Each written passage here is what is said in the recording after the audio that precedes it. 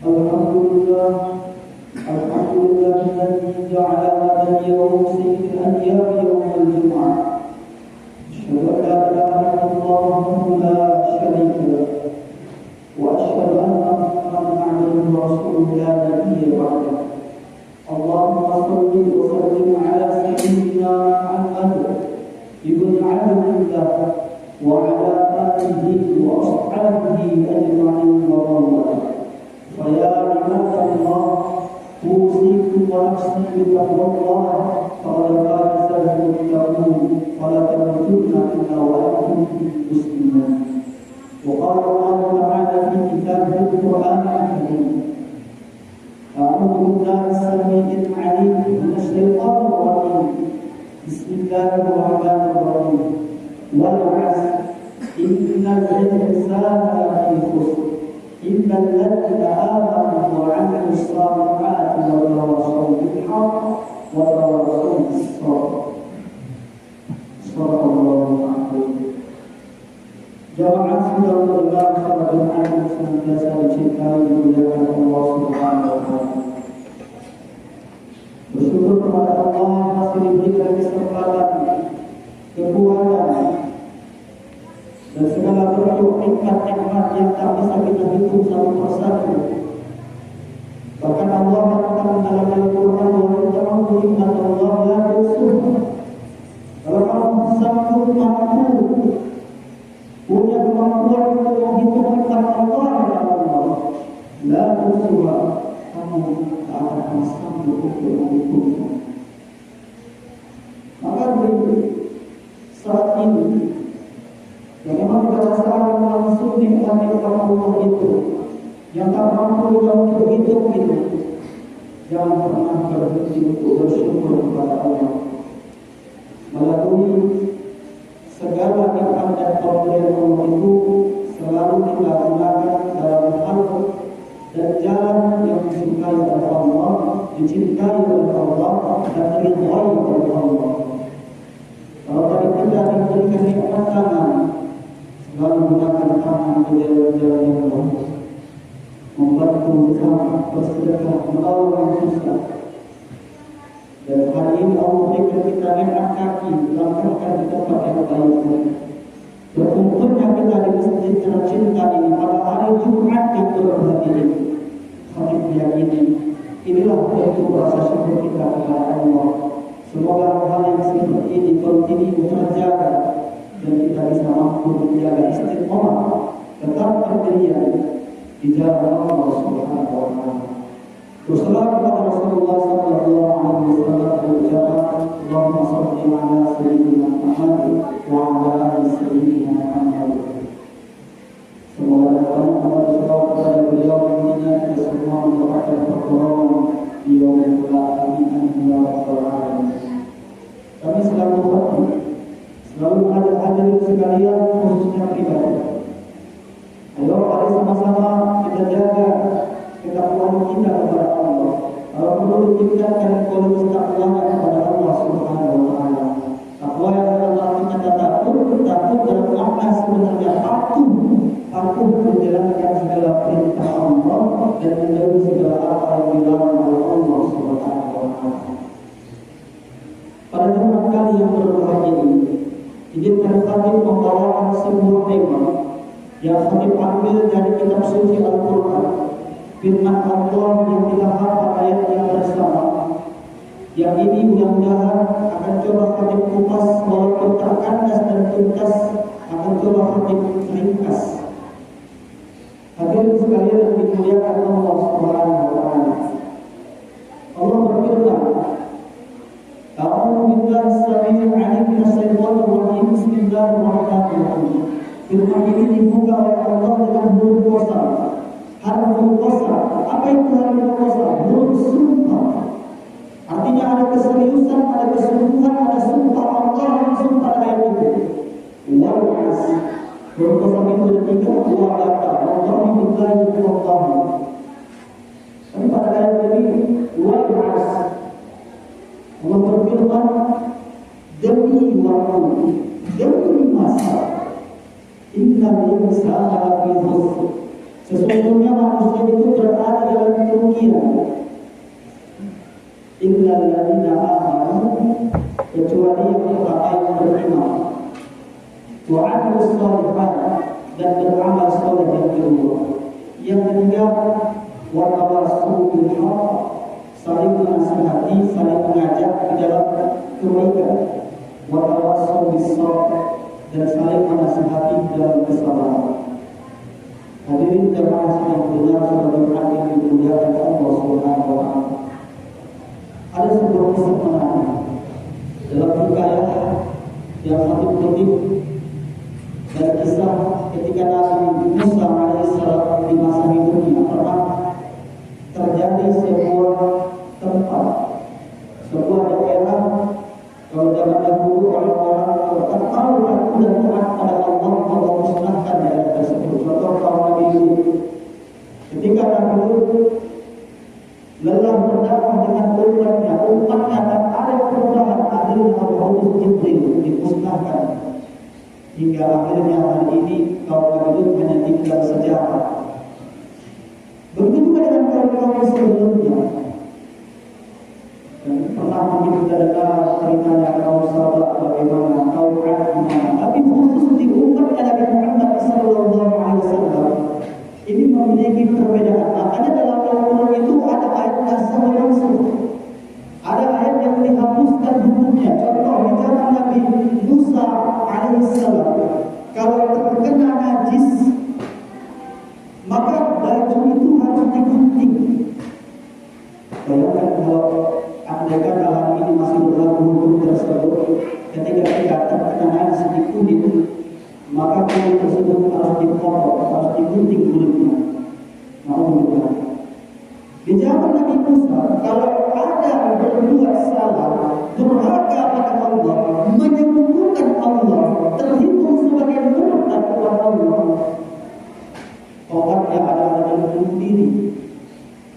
Tapi masya Allah, kepada Allah di zaman umat Nabi Muhammad SAW, kalau kita membaca dalam surah Al-Baqarah itu begitulah menjelaskan dari mulai ayat 40 sampai ayat 50 kurang lebih seperti itu.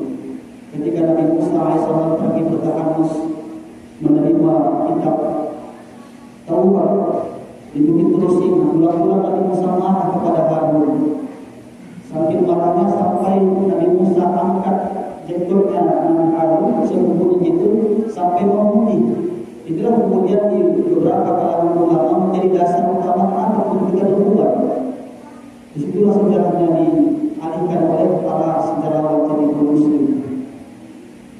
Tapi ketika itu ada yang kemudian ikut bersama dengan Musa Samiri. Kenapa dikatakan Samiri? Karena berasal dari negeri Samira.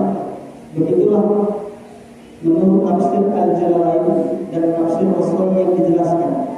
Ada yang ikut dengan pengikutnya Samiri, dia yang menciptakan seekor sapi betina yang kemudian diciptakan dari emas bisa bergerak. Ini yang disembah.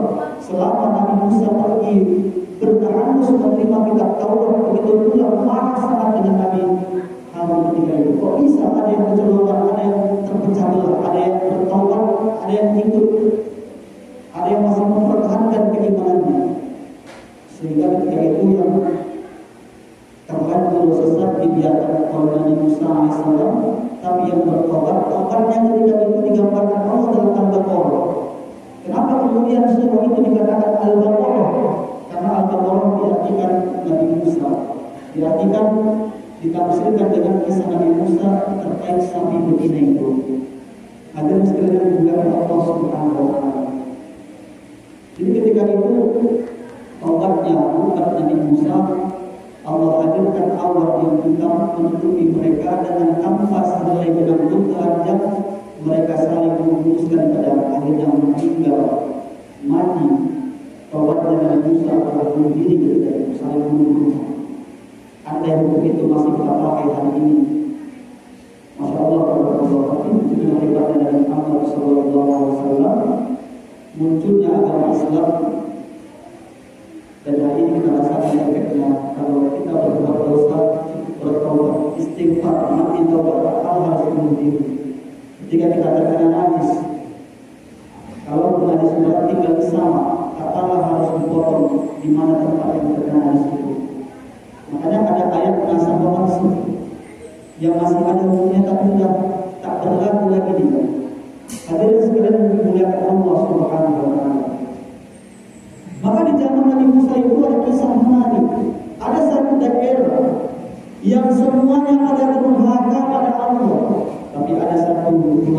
yang taat dan patuh pada Allah. Kemudian yang satu keluarga ini rajin beribadah, rajin melaksanakan sholat, rajin berpuasa, dan rajin melakukan pendekatan diri kepada Allah. Mereka satu keluarga juga. Hingga akhirnya Allah turunkan siksa, Allah turunkan azab, satu daerah tersebut meninggal dunia sampai pada akhir kiamat, sampai pada hari terhisab. Semua yang ada di daerah kampung itu semua masuk neraka. Orang yang tadinya durhaka kepada Allah, berbuat maksiat, tak mau sholat, tak mau menyembah Allah, wajar. Tapi satu keluarga itu protes kepada Allah. Apa kata mereka? Ya Allah, kami kan taat padamu ya Allah, kami patuh padamu ya Allah, kami salat, kami puasa, kami beribadah padamu ya Allah. Kenapa kami juga harus masuk neraka? Dalam hadis qudsi dijelaskan, cukup sederhana. Kamu benar taat padamu, kamu beribadah kepadaku, kamu puasa, kamu salat, tapi kamu lihat di sekeliling kamu berbuat maksiat, kamu membiarkan. Inilah pentingnya tadi watawassaw bil haqq, saling mengajak, saling menasihati, saling menginspirasi untuk kemudian orang berbuat baik. Rasul bersabda, "Khairun nas anfa'uhum", sebaik-baik manusia adalah orang yang dapat memberikan manfaat pada yang lainnya. Dan dalam hadis lain Rasul bersabda, sallallahu alaihi wasallam, bunyinya seperti ini, "Man dalla 'ala khairin falahu mithlu ajrihi fa'il." Barang siapa yang menunjukkan satu kebaikan, maka pahalanya akan sama seperti yang mengerjakan. Contoh, khatib bangun di jam 4. Jam 4 subuh khatib datangi satu-satu rumah warga. Assalamualaikum Pak, mari bangun sholat di masjid. Sesampainya khatib membangunkan itu, khatib berangkat ke masjid. Kemudian khatib ambil mikrofon, khatib azan. Hayya 'alas shalah.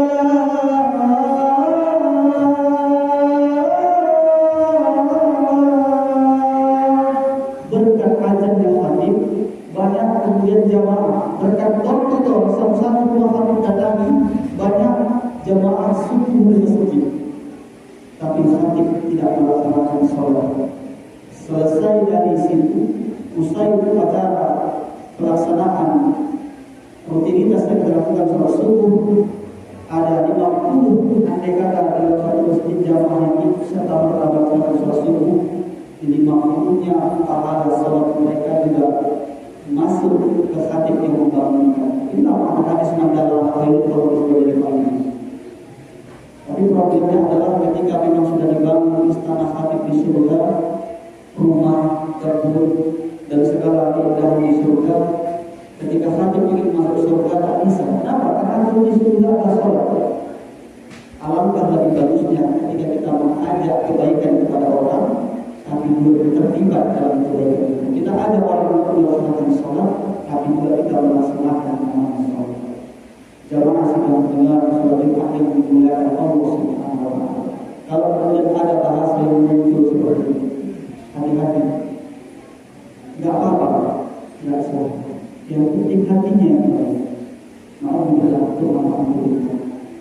Padahal sudah sangat jelas, bukan masalah hati. Yang pertama sekali ditanya dalam kubur, tak lain dan tak bukan adalah man rabbuka, siapa Tuhanmu, wa man nabiyuka, siapa nabimu. Dan yang pertama sekali dihisab di akhirat, di yaumil qiyamah, tak lain dan tak bukan adalah bagaimana sholat. Maka ketika ada yang penting hatinya yang baik saya, walaupun tak sholat apa-apa, ini kalimat pembodohan, kalimat propaganda, jangan sampai mereka provokasi. Yang paling penting adalah sholat. Kemudian ada hablum minallah, hubungan baik kita dengan Allah, tapi juga tak meninggalkan hubungan sesama manusia yang dikatakan dengan hablum minannas. Perlu kita menyadari. Tapi dalam mengajar ini ada poin-poin penting yang harus kita jaga. Ada strategi jitu yang harus kita tetap wanti-wanti dalam hal mengajar. Karena ada ayat Allah dalam surah As-Saffat yang mengatakan seperti itu, surah As-Saffat ayat yang ketiga. Ya ayyuhalladzina amanu kamu maqatan min Allah. Kata Allah, ya ayyuhalladzina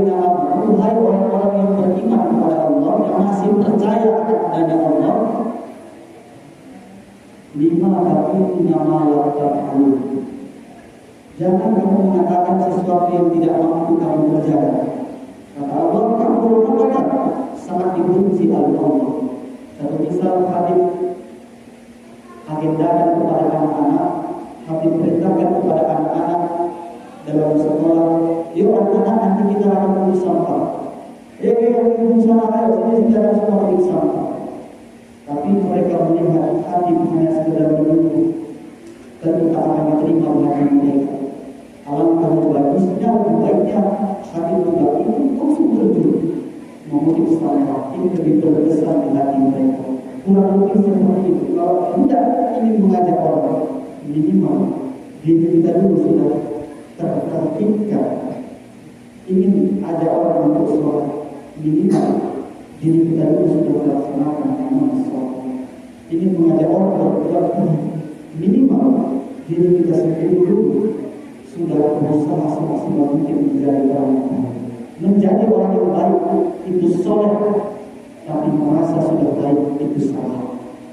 Barangkali ini saya dapat sampaikan, kiranya dapat bermanfaat bagi kita semua, khususnya pribadi.